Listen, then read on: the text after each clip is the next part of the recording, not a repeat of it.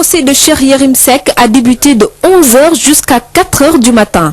Durant ces heures pénibles, le journaliste est revenu sur les faits qui lui sont reprochés. Seul face au juge et au procureur, Cheikh Yérim Seck a avoué une partie des accusations, mais a nié les motifs avancés pour l'attraire à la barre. Pour convaincre le juge, il a axé son discours sur le consentement de Ndeye Aïssata Tall avant l'acte.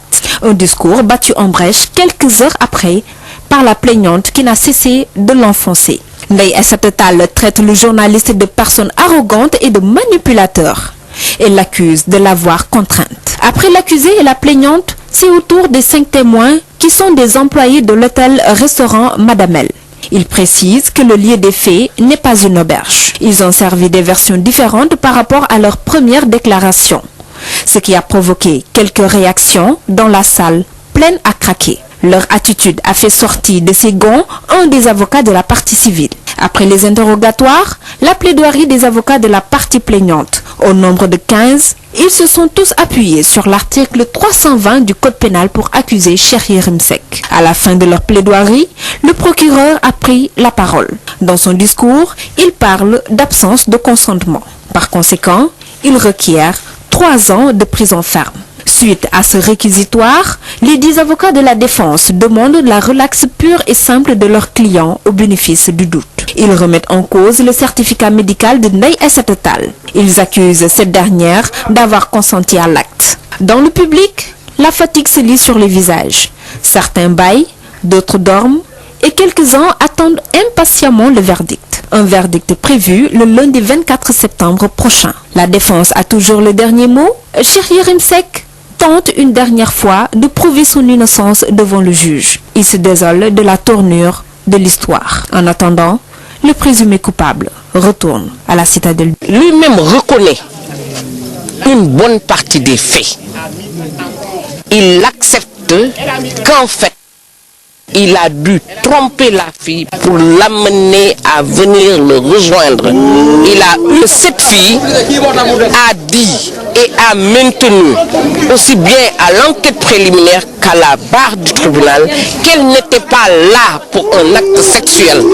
Elle était là pour toute autre chose, peut-être pour discuter avec un intellectuel. Il y a eu une contrainte. La contrainte, elle peut être physique, elle peut être morale. Et non seulement il y a eu la contrainte, dans le cas d'espèce, elle a été physique, mais également elle a été morale. Et il ne faut pas perdre de vue que Yérim Seck a un passé en la matière. Il a été accusé, Ndiogou Seck est là. L'histoire lui a donné raison sur lui. Il a été accusé à plusieurs reprises, à maintes reprises, il a été accusé de tentative ou de viol. Si je réclame ces dommages-intérêts, c'est pour que demain, 2 associations particulièrement, l'association des juristes sénégalaises, le comité de lutte contre les violences faites aux femmes, puissent bénéficier de cet argent-là pour au moins que cet argent puisse servir à plaider la relaxe, compte tenu du fait qu'on a estimé que les 4 critères requis par l'article du code pénal qui gère le viol, qui réprime le viol, n'était pas rempli, de sorte que pour nous la relaxe était normalement demandée. Il ne faut pas qu'on fasse des confusions sur cette idée qui laisserait transpirer que d'un certificat médical ressortirait la preuve d'un viol. Le certificat médical n'atteste qu'une chose, qu'il y a eu effectivement une conjonction sexuelle. Les critères du viol étaient à voir dans les faits tels qu'ils étaient discutés aujourd'hui devant le tribunal. Et pour M. Cheikh Yérim Seck, compte tenu des 4 critères requis par l'article 320 du Code pénal, à savoir la contrainte, la violence, la menace ou la surprise, aucun de ces critères n'était rempli, de sorte que le viol ne peut pas être retenu. C'est pour ça que la défense a plaidé la relaxe.